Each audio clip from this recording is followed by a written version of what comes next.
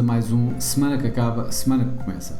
A semana que terminou foi uma semana bastante marcada pelas tensões entre a Rússia e a Europa. Bom, de resto, entre a Rússia e o Ocidente, mas mais a Europa, isto porque Vladimir Putin acabou por concretizar as ameaças anteriores que já tinha feito, ou seja, parar o fornecimento de gás a quem não lhe pagasse em rublos. Foi o caso da Polónia, foi o caso da Bulgária. Seguidamente, provavelmente, poderão seguir a Alemanha e a Itália, e essas tensões estão a criar uma nova onda de aversão ao risco um pouco generalizada. Se aqui, isto foi o que a semana mais acabou por apanhar, digamos, de toda a situação na Ucrânia.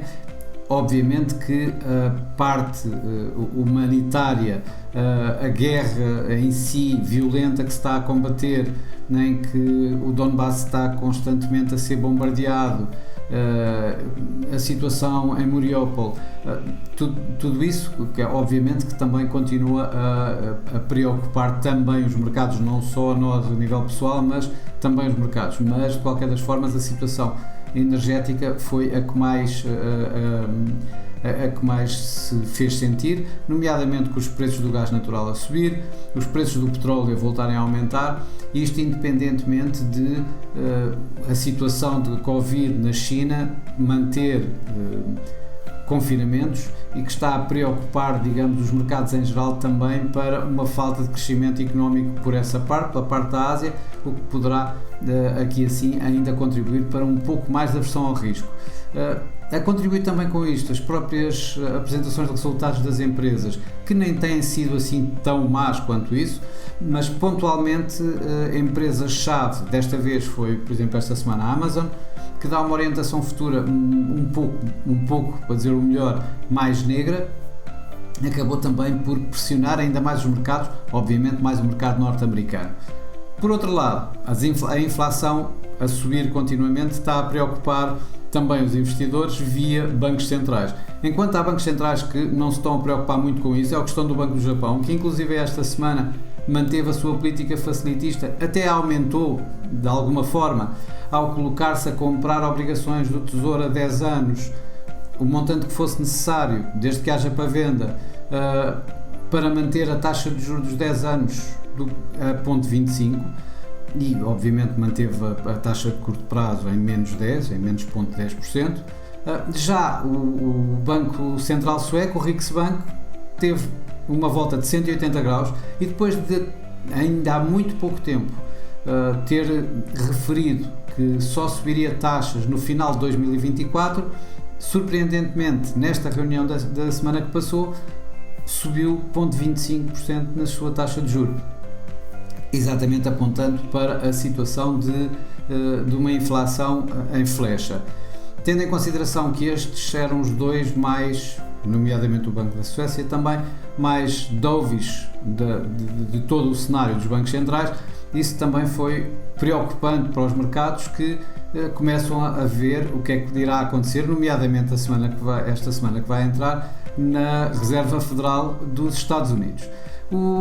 Obviamente que isso teve um grande peso nos mercados acionistas em geral.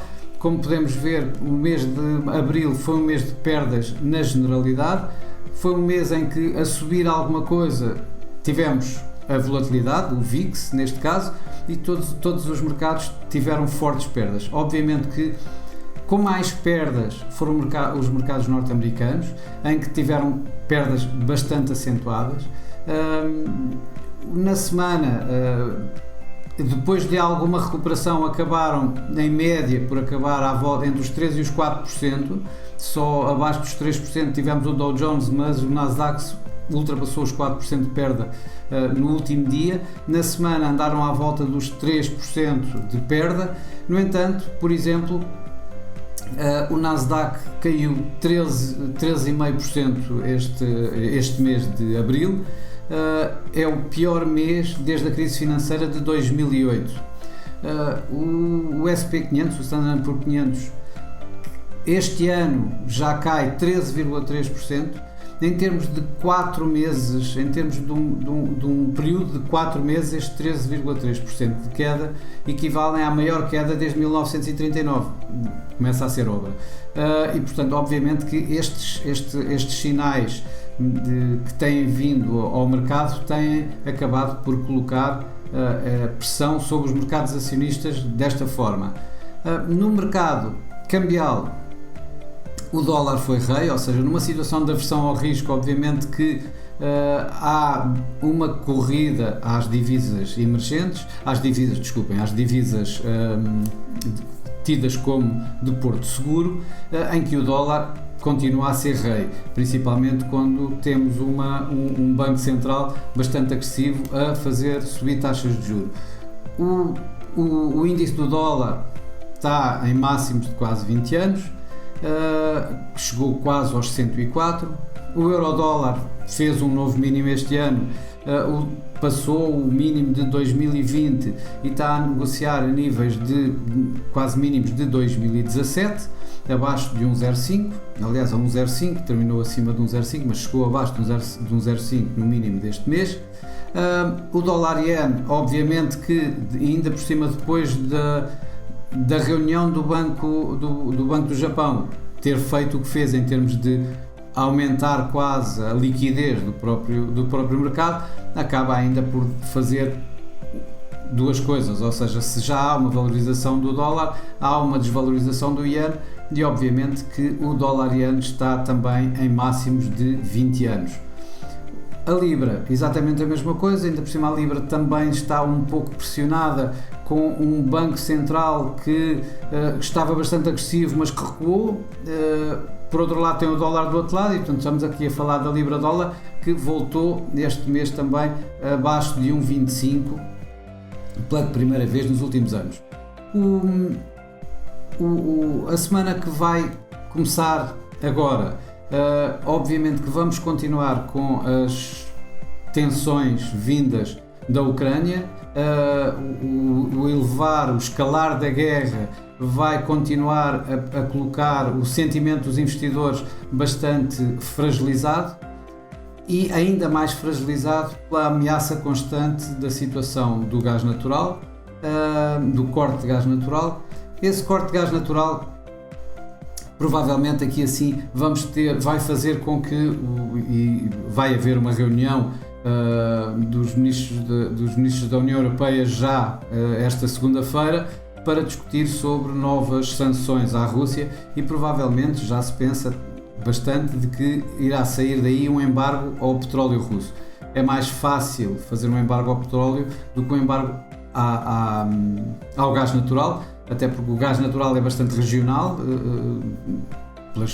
fisicamente é mais fácil, é mais regional do que global, e o petróleo é bastante mais global. E portanto essa situação vai seguramente pressionar mais uma vez os mercados financeiros em geral.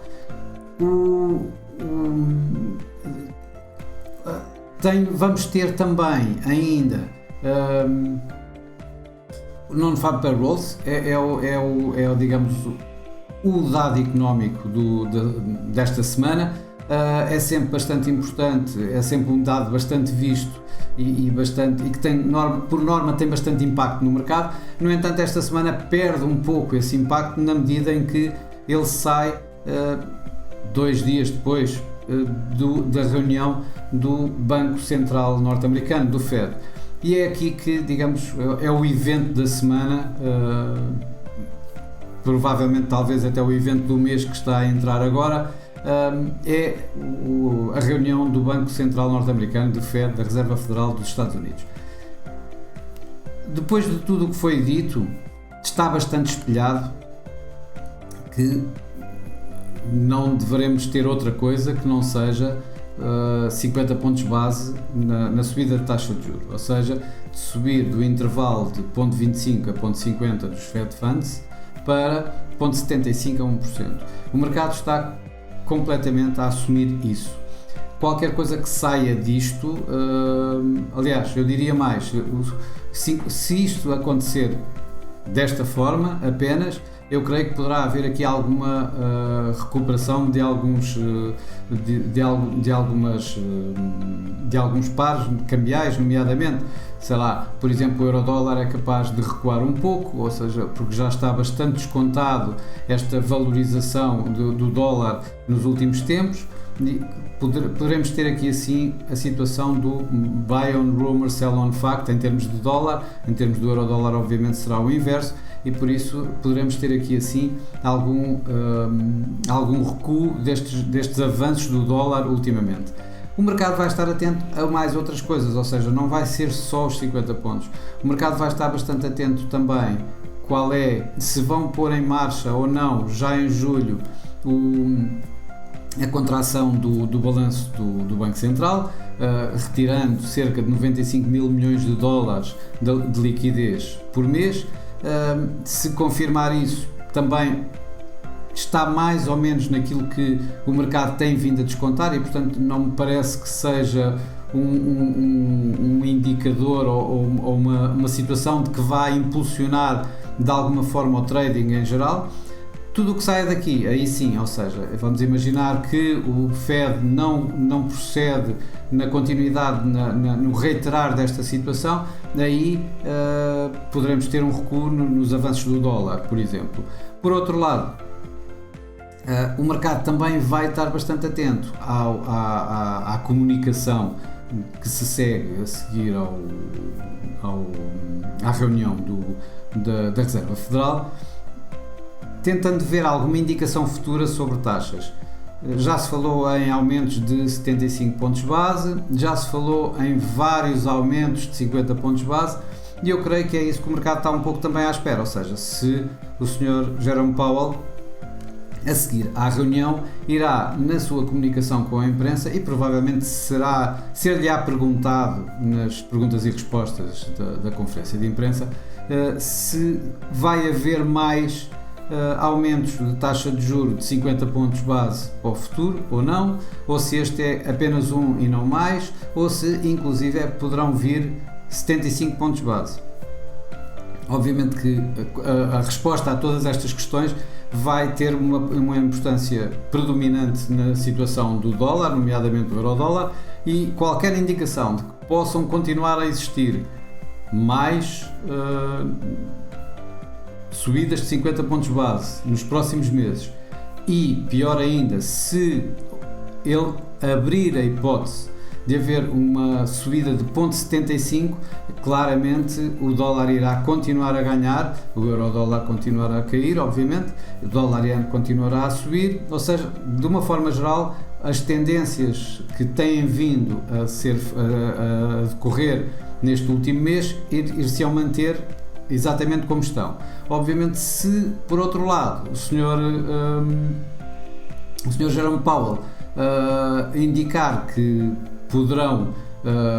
poderá ser só uma vez e acabar aqui a situação da subida de taxa de juros de 50 pontos base, aí provavelmente teremos então exatamente o efeito inverso, ou seja, o mercado fazer alguma tomada de mais-valias nos ganhos que o dólar tem feito, e aí um recuo do dólar. Teremos ainda, obviamente, mais bancos centrais. Temos o Banco Central Australiano, que sem surpresa desta vez deverá subir 25 pontos base, também devido à inflação que foi mostrada bastante acima daquilo que ele estava à espera e que tinha apontado há 2 meses atrás. Isso provavelmente irá fazer com que ele vá subir as taxas de juros em 0,25. O Banco de Inglaterra também deverá subir as taxas de juros em 0,25. Falou-se de algum tempo em que poderiam também subir 50 pontos base. Dificilmente isso acontecerá, provavelmente até pela própria posição última que Andrew Bailey tem tido de fazer um equilíbrio entre parar a inflação e não parar o crescimento económico e não entrar numa recessão. Tudo indica que ele poderá manter as tais 25 pontos base que tem feito já praticamente desde o início do ano. Temos ainda o Norges Bank, o Banco da Noruega, que desta vez não deverá subir taxas de juros e deverá manter-se fiel ao plano que ele tem traçado. Ele normalmente tem traçado um plano e tem-o cumprido constantemente e, portanto, os mercados estão à espera exatamente disso e, portanto, só para o mês que vem é que poderá eventualmente subir taxas e este mês não subirá taxas. Temos outros bancos ainda, temos, por exemplo, o Banco do Brasil, que deverá subir cerca de 1% a sua taxa central, a sua taxa básica, a Selic, e portanto tudo isto acabará por também ditar a situação desta semana em termos de trading, porque bancos centrais bem mais agressivos provavelmente irão pesar nos mercados financeiros em termos de ativos de maior risco, como é o caso dos mercados acionistas. Teremos ainda a OPEC, temos a reunião da OPEC esta semana, que não deverão sair, independente de tudo o que tem estado a acontecer. A OPEC+, tem a Rússia lá metida também, não nos podemos esquecer disso, e portanto deverão continuar na linha que têm tido, ou seja, da normalização da produção, subindo mais cerca de 400 mil barris por dia no mês de junho. É isso que em princípio está agendado e é o que deverá provavelmente acontecer. É tudo por hoje, tenham uma boa semana, vai ser uma semana de certeza com bastante volatilidade, uma vez mais com todos estes eventos, mas tenham bons negócios e para a semana cá estaremos novamente. Uma boa semana.